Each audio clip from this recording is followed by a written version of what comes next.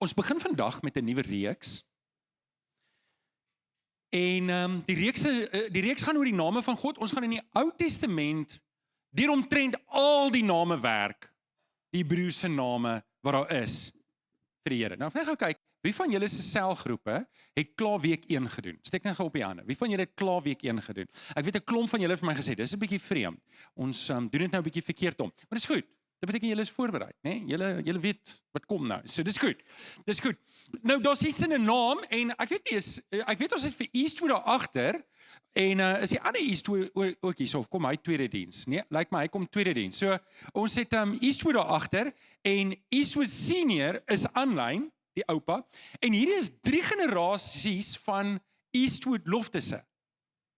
Ek het reg gesê. Ja. Dink julle dis klassiek nie? En die oom Eastwood kom kuier ook baie keer hier by ons in die kerk. Is eintlik heerlik om hom ook hier te sien. Ek dink dis nogal spesiaal om dit te sien. Nou, daar's iets in 'n naam. Nou, ek gebruik maar net myself as voorbeeld. My naam is Johannes Ludovicus Delport.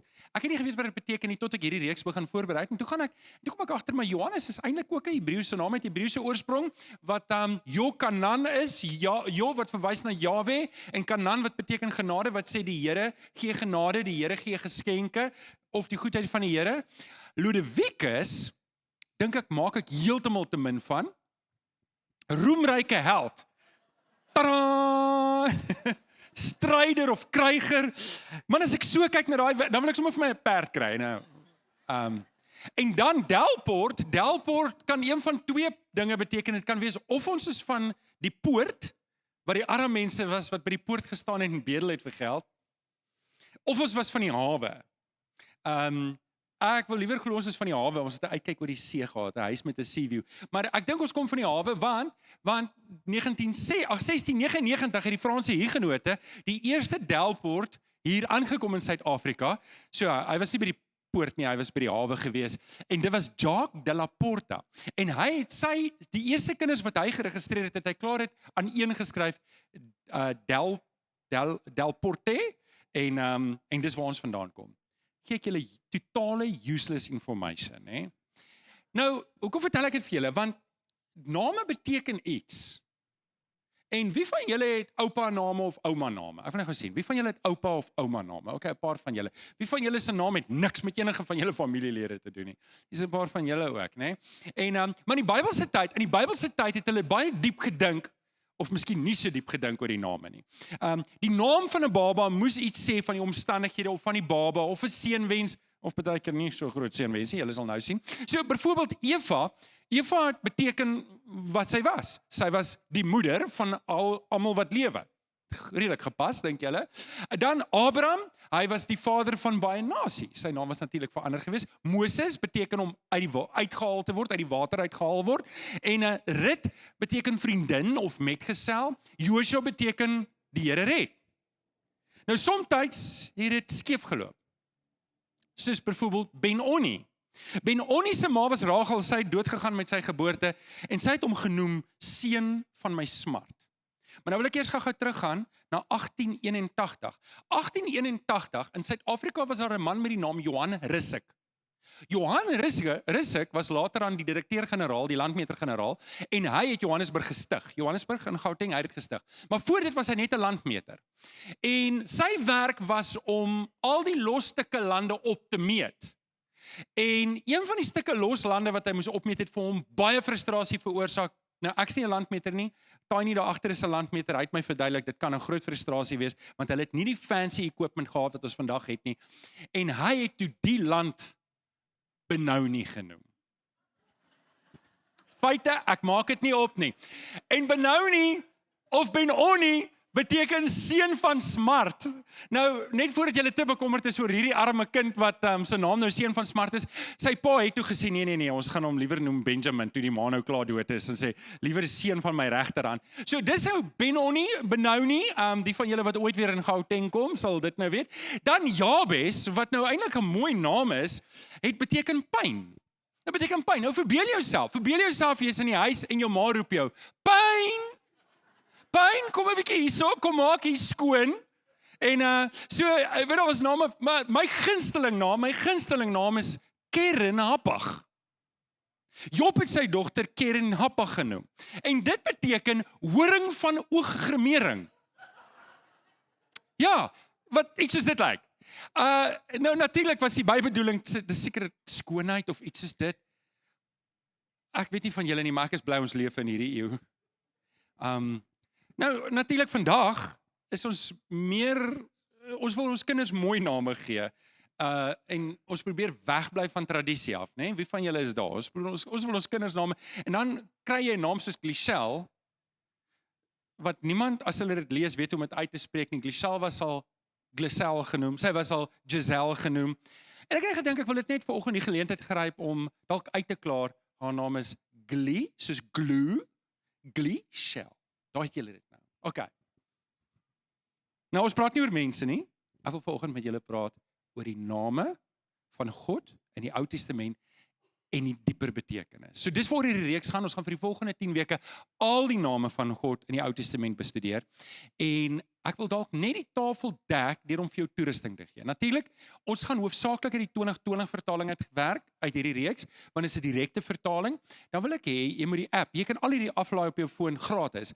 Dan moet jy die Strong's app ook aflaai. Die Strong's app help vir jou om te weet wat 'n woord beteken en hoeveel keer hy in die skrif voorkom. Dis 'n baie belangrike stuk toerusting. En dan natuurlik, julle het nou die Bybel studieboekies hier vir julle wat aanlyn kyk. Jy's welkom om dit af te laai by www.biblestudy.co.za. PDF formaat is gratis, jy kan dit net aflaai.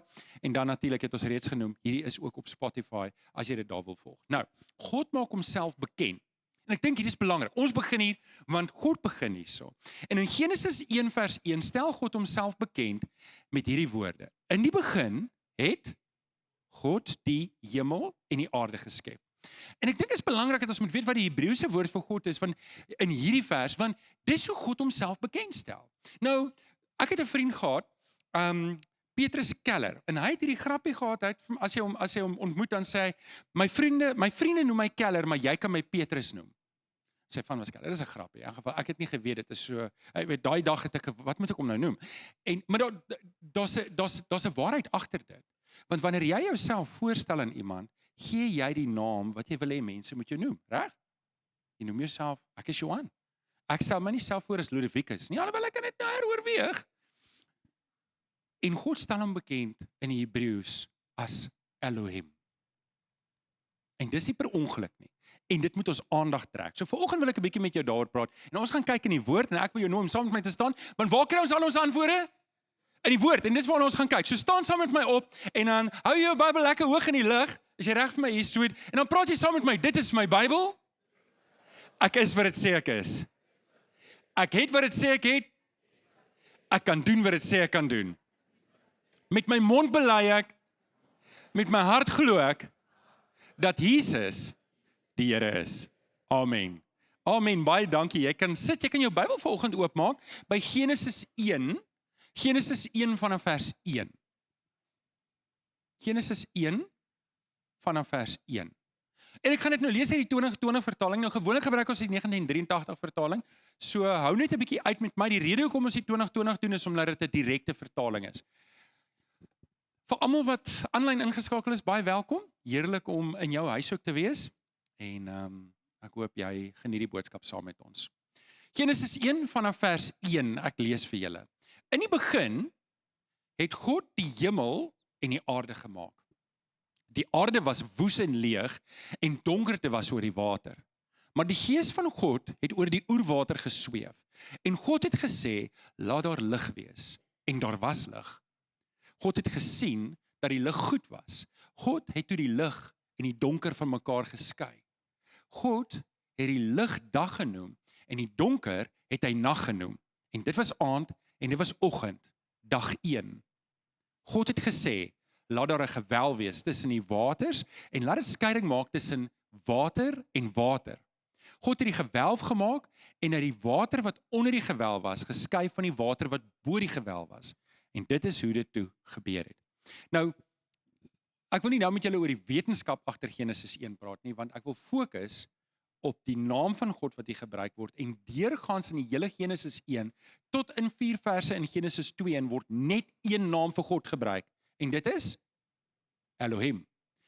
Maar ek wil nou verder gaan by vers 26 en 27. Volg my daarso. God het gesê, laat ons mense maak na ons beeld, as ons afbeelding, sodat hulle kan heers oor die visse van die see, die voëls van die hemel. God het die mens geskep na sy beeld, en na die beeld van God het hy hom geskep, manlik en vroulik het hy hulle geskep. Dis ons teksgedeelte vir oggend waar ek 'n bietjie met julle wil praat, en ek wil 4 waarhede uit die Bybel uithaal, rondom wat die Ou Testamentiese mense verstaan het, as hulle gesê het Elohim. Nou voordat ons verder gaan, ek het die video gemaak, maar ek wil gou net eers hierdie ding uitklaar, ek het dit Woensdag aand ook met my groep uitgeklaar. Waarom dink julle, vir 'n oomblik, maar moenie net vinnig antwoord nie, dink hieroor, waarom dink julle, het die mense in die Ou Testament die Hebreëse name van God gebruik? Want hulle was? Okay. So asseblief, moenie vir een oomblik dink, as jy die Hebreëse name van God bid, dat dit heiliger is of beter is nie. Dit is nie. Jy kan Afrikaans bid, en ek moedig mense aktief af, om nie die Hebreëse name van God te bid nie. Jy mag dalk dink dit is geesteliker, maar jy maak eintlik vir jong gelowiges om jou dit moeilik, want hulle kan dit nie doen nie, en nou is hulle soos, wat moet ek nou bid? Okay, so, ek wil nie ons moet in daai strik trap nie, dis nie wat ons gaan doen in hierdie reeks nie. Ek wil wel by die betekenis uitkom, en ons gaan 4 betekenisse uit die skrif uithaal. So, nommer 1, vir die van julle wat skryf, Elohim, wil ek van die staanspoor af begin, moet ons weet, hy is 3 in 1. Hy is 3 in 1, en ek gaan dit nou vir julle mooi verduidelik. God het gesê, laat mens maak na as afbeelding. Nou sien julle hierdie woord ons. Wat weet ons van ons? Ons is eerste persoon meervoud. Ek weet dis standaard 3 Afrikaans, maar julle moet nou net verby my bly vir 'n oomblik. Ek weet dis lank terug.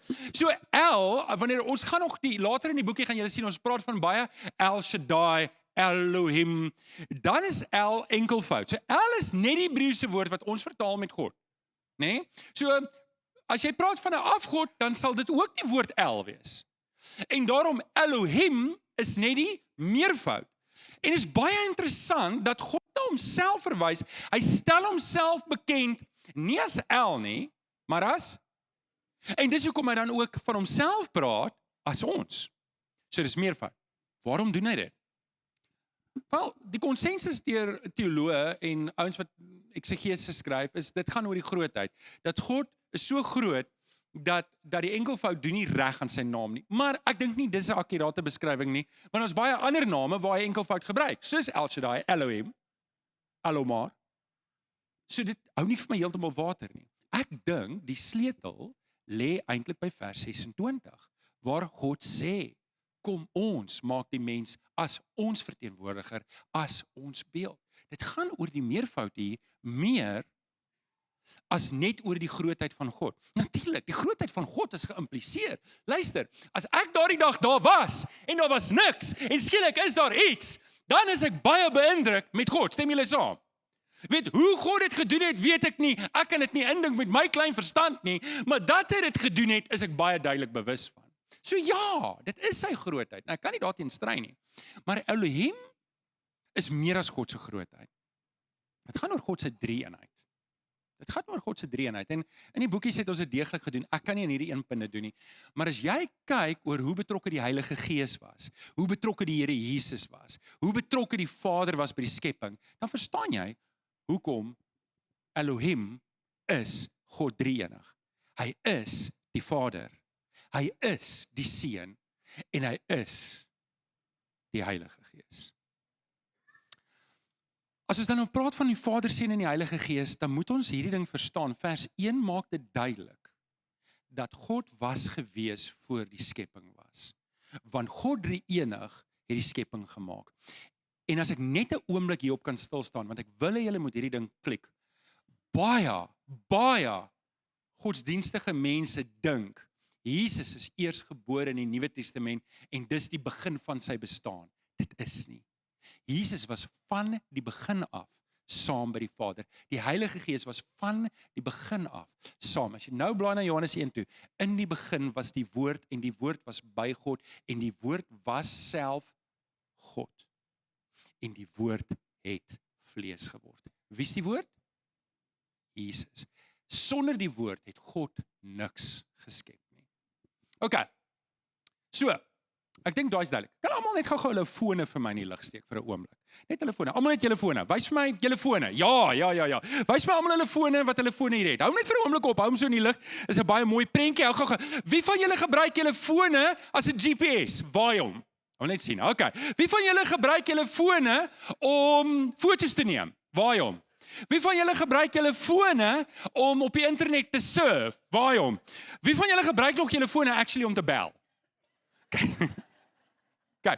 Nou, wie van julle wat nou julle hande opgesteek het met julle fone, kan vanoggend hier voor by my kom staan en my presies verduidelik hoe die microchips binne in jou foon dit regkry om syne te vang, dit te iets te doen en dit weer uit te stuur dat dit by ander mense kan uitkom. Wie kan dit doen? Wie kan vir my in detail vertel hoe werk 'n silicon chip? Hoe werk die syne in die lig? Wie wil vanoggend hier voor by my kom staan? Wie wil? Is daar iemand? OK, wat is die punt wat ek probeer maak? Die punt wat ek probeer maak is, ek het nie nodig om te weet hoe iets werk, om te weet dat dit so is nie. Hoor mooi, hoor gou mooi. Ek het nie nodig om te weet hoe iets werk, om te weet dat dit so is nie. Verstaan ek God se grootheid? Nie naaste by nie. Maar ek kan sien dit is so. En dis hoekom ek glo. Paulus het dieselfde gesê, ons ken net nou ten dele, maar eendag sal ons ten volle ken. Kan ons aangaan? Nommer volgende. Elohim. Hy is, ons het nou gesê, hy is 3 in 1. Nou gaan ons 'n stapie verder om te sê, hy is die enigste God. Hy is die enigste God. Ons lees in Jesaja 45 vers 5, ek is die Here, daar is geen ander nie, buiten my is daar geen God nie. Nou, wanneer ons praat oor God wat homself bekend maak as Elohim, dan wil ek net gou gaan na Eksodus 20 toe. Die eerste gebod sê in vers 3, dat daar is net een God. Die woord wat in Eksodus 20 vers 3 gebruik word vir God is Elohim. Daar is net een God. Jy mag geen ander gode hê nie. Wil julle weet wat sê die Hebreëus daar? Daar is net een Elohim. Naas my mag jy geen ander Elohim hê nie. Jy glo my nie? Gaan soek dit op. Want dit is dieselfde woord.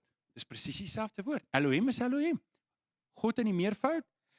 En wat God hiermee sê is, ek wil hê jy moet weet, ek is die enigste God. Ek het jou gekies, jy moet my kies. Jy mag nie 'n ander God hê nie. So ongelukkig, in Eksodus 20 was daar baie afgode gewees van die tyd. En ons westerlinge is baie verfyn, nê? Ons is baie godsdienstig en ons het net een God, maar baie keer het ons afgode. En dit kan wees dat ek so liefde vir geld het, dat terwyl ek Sondag in die kerk is, het ek eintlik 'n afgod by die huis wat ek aanbid. Die geldgod. Kan wees dat ek Sondag in die kerk is, maar ek vat my net 'n voorbeeld, jy kan enigiets hier insit. Maar jy weet, as daar sport is, nê, dan sit ek my Christelike klere in my kassie. En dan praat ek soos rassie. Dit het geruim. Dan is Christendom nie meer my eerste ding nie, dan is ek 'n Springbok ondersteuner. Dit kan wees dat my godsdienste dat my sport vir my 'n afgod is. Dit kan wees dat my werk vir my 'n afgod is. Dit kan wees dat my gerief, dat my besittings vir my 'n afgod is. Ek wil so ver gaan om te sê, dit kan wees dat my kinders my afgod is. Hoe weet ek dit? Wel, hier's 5 vrae wat ek myself moet vra, wat vir my maklik gaan uitwys of ek 'n afgod in my lewe het. En ek het nou 5 goed genoem, maar ek moet kyk in my eie lewe. Jy moet kyk in jou lewe. Het ek werklik afgode? Staan ek rein voor die Here? Die eerste vraag wat ek myself moet vra is, ek moet my gedagtes toets. Waarheen is my gedagtes gedurig besig om te gravitate toe? As ek myself kry, dan dink ek hieraan en my hart behoort eintlik hieraan. My hart is eintlik uitverkoop aan hierdie ding. Wat is dit? Is dit dalk my afgod? Is dit dalk vir my afgod? Nommer 2, my identiteitstoets. En dit is maklik, want as ek by mense is en ek assosieer vrylik met die Springbokke, met Afrikaans, met ek weet nie, DA, Vryheidsfront Plus, wie ook al jou gunsteling flavor is, maar ek is skaam om te sê ek is lief vir Jesus. Ek is skaam om te sê ek behoort, my siel is vrygekoop deur die Here Jesus. Dan baie duidelik is Jesus nie eerste in my lewe nie. En dan het ek 'n afgod. Die afhanklikheidstoets. Wat is die goed in my lewe wat ek kan vashou, wat ek sê ek kan nie sonder dit nie. Hierdie is vir my belangriker. Ek sal liewer wegbly van die dinge van die Here as wat ek gaan wegbly van hierdie ding af. Dis 'n afgod. Nommer volgende, die offertoets. Sal ek hierdie ding kan opoffer? Met ander woorde, sal ek vir hierdie ding kan sê nee. Want die Here Jesus is eerste in my lewe. Indien nie, dan is dit 'n afgod. Die laaste een is die troostoets. Waar gaan kry ek my troos? Wanneer ek af is en wanneer ek moedeloos is, dan gaan ek altyd, my gedagtes, my hart gaan terug hiernatoe, om beter te voel. Nou hier is goeders wat ek myself moet vra, want weet julle wat, omdat ons, in die Ou Testament is dit maklik, 'n ou het 'n beeld gebou, 'n houtbeeld gebou, en dan gaan staan hy daar en aanbid hom. Maar ons doen dit anders, en ek moet my hart toets voor die Here. Behoort my hart uitsluitlik aan Jesus? En ek moet daai vraag vir my vra. So wat moet ek doen? En hier sê ek een woord, as ek dit agterkom dat dit so is, dat ek 'n afgod het, is daar net een ding, ek moet my wegdraai, ek moet bekeer.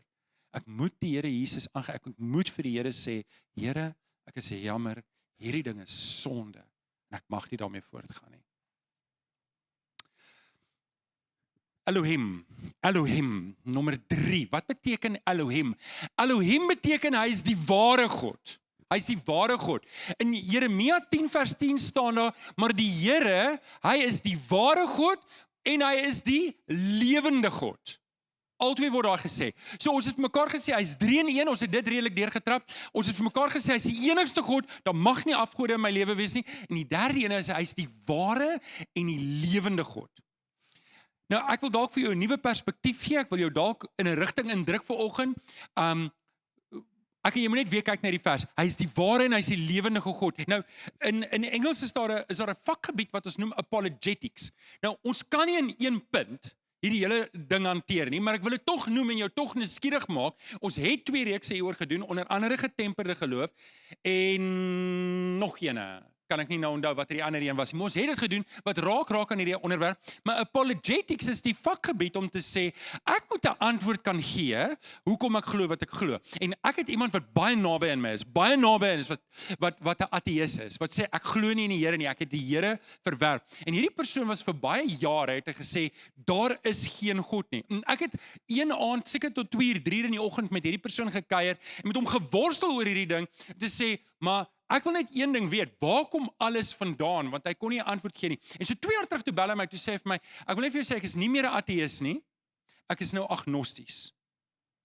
Nou vir die van julle wat nie weet wat dit beteken nie, dit beteken, daar mag dalk 'n God wees, maar ek weet nie wie hy is nie. Ek weet nie of dit erger is of beter is nie, maar wat vir my bemoedig het daai, 'n ateïs, wat sê hy glo daar's niks of niemand nie, het baie moeiliker vrae om te antwoord, as iemand wat sê, daar moet 'n God wees. Daar moet 'n God wees, want daar kan nie niks iets word nie. Nou oké, waarvan praat ons nou? Ons praat van die onderwerp van apologetics. En ek wil nie hê jy moet 'n kind van die Here. Ek wil nie hê jy moet 'n Christen wees. Oké, ek wil net hê jy moet hoor, ek praat nou regtig met jou. Ek praat nie net in my preeknotas nie. Ek wil nou met jou praat. Ek wil nie hê jy, sê vir die ou langs aan, ek praat nou met jou. Ek wil nie hê jy moet 'n Christen wees, omdat dit die Afrikaner ding is om te doen nie. Ek wil nie hê jy moet 'n Christen wees, want 70% van almal wat in Kaapstad bly is Christene, so ek moet maar 'n Christen wees, anders pas ek nie. Ek wil hê jy moet 'n Christen wees, omdat jy oortuig is, dis die enigste pad. En ek staan hier voor julle, ek het daai pad vir myself gedoen. Voordat ek teologie begin swat het ek vir myself gesê, wat as Christendom nie die regte godsdienst is nie? En hoe meer ek navorsing gedoen het, hoe meer het ek agtergekom, there is no other way. Nou, ek kan nie alles dit nou hier inbring nie, maar, en wat ek julle nou gaan deel is nie eintlik hoe ek daarby uitgekom het nie, dit kan 'n volgende boekie wees, maar van al die afgode en die ander godsdienste, kom ons sluit, want ek glo ateïsme is 'n vorm van godsdienst, is 'n vorm van geloof, want jy moet dit glo, want jy het nie feite vir wat jy glo nie. So, eerste ding is, ander godsdienste is gebaseer op 'n soeke. Jy kan nooit werklik weet jy's gered nie. Jy moet jou hele lewe lank, moet jy wonder en soek en hoop, jy het genoeg gedoen om gered te wees. As kind van die Here, weet ek, die feit dat ek Jesus Christus aangeneem het, maak my gered. Is ek perfek? Wie van julle is perfek vanoggend? Klomp sondaars hier voor my. Okay, ek is ook nie perfek nie en ek sukkel ook, maar dit maak my nie ongered nie, want ek hak aan die Here Jesus se genade. Dis een groot verskil. Gaan na Hindoeïsme, gaan na Boeddhisme, gaan na die Moslem geloof toe, gaan na al hierdie ander geloof, dit gaan en dit bring ons by die volk nie. Selfde storie. By al die ander godsdienste moet jy iets doen. Jy moet meer en meer doen, 'n hoër vlak van hierdie heiligheid bereik, sodat jy sekerheid kan hê jy word wat ook al hulle volgende vlak is. By ons is dit nie wat ek en jy gedoen het nie, dis oor wat Jesus aan die kruis gedoen het. En wat Jesus aan die kruis gedoen het, was genoeg. Kan iemand asseblief net sê amen? Okay? So dis een van die groot verskille. En dan natuurlik, al hulle gurus is dood. Mahatma Gandhi is dood. Mohammed is dood. Ek weet nie wat, Boeddha is dood. Wie sal nog? Ek weet nie wie hulle is nie. Maar die Here Jesus, meer as 500 mense het Jesus gesien na sy kruisiging.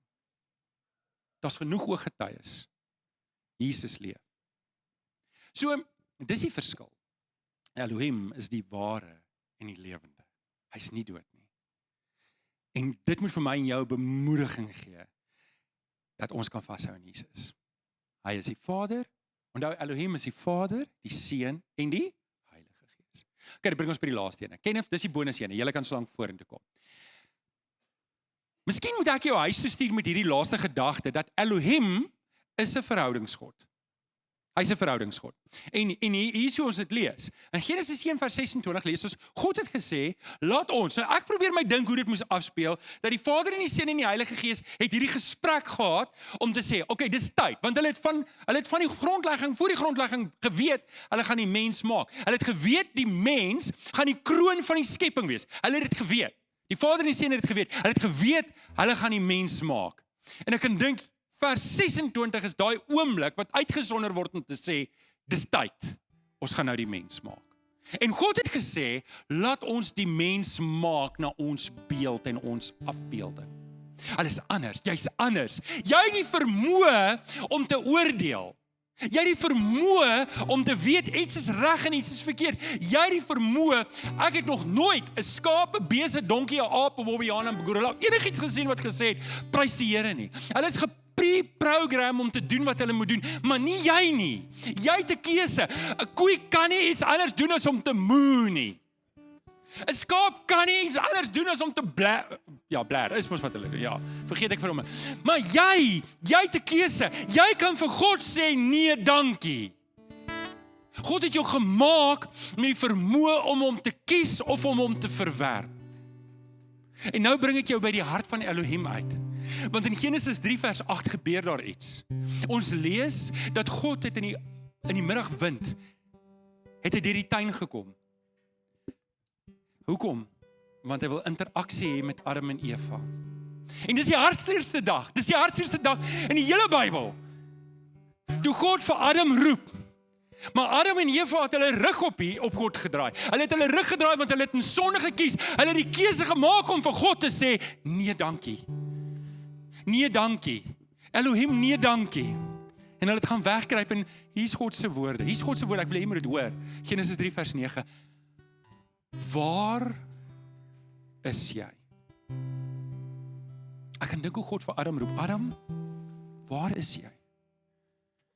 Hoekom sê ek hierdie vir julle? Want dit kan wees dat dit is waar jy vandag is.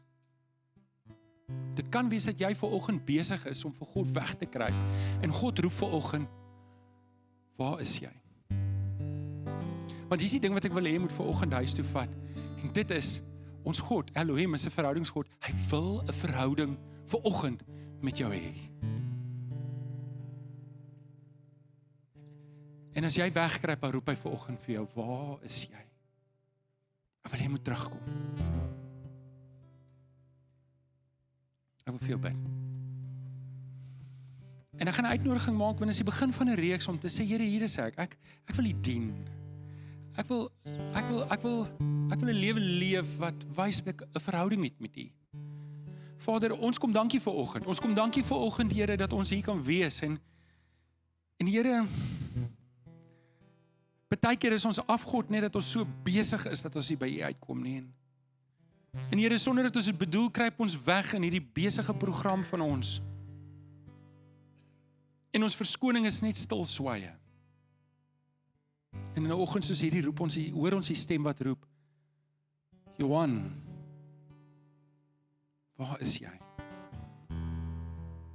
En Here, ek wil vra vanoggend dat U elkeen van ons deur die Gees individueel sal aanraak as Elohim, as Vader, as Seun en as Heilige Gees.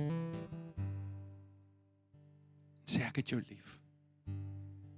As jy vanoggend hier is en jy wil ook net sê, Here, hier is ek. Ek wil U dien, ek wil U lief hê. Ek wil vanoggend 'n nuwe toewyding aan U maak om te sê, Here, ek wil U dien. Ek wil nie wegkruip in die wêreld in die duisternis en dat U na my kom soek nie. Ek wil in die lig wees en ek wil U dien. Dan wil ek jou uitnooi om op te staan as 'n teken dat jy sê, Here, hier is ek. Ek wil U aanbid. Ek wil U dien. Net daar waar jy is, kan jy opstaan en sê, Here, hier is ek. Ek wil nie wegkruip nie. Ek wil nie verskonings maak nie. Ek wil U dien. Vader, U sien ons, hier staan ons voor U en ons wil U vanoggend dien. Dankie dat U ons deur die Here Jesus na U toe terugtrek. Kom seën vir ons vanoggend. Ons bid dit in Jesus naam. Amen.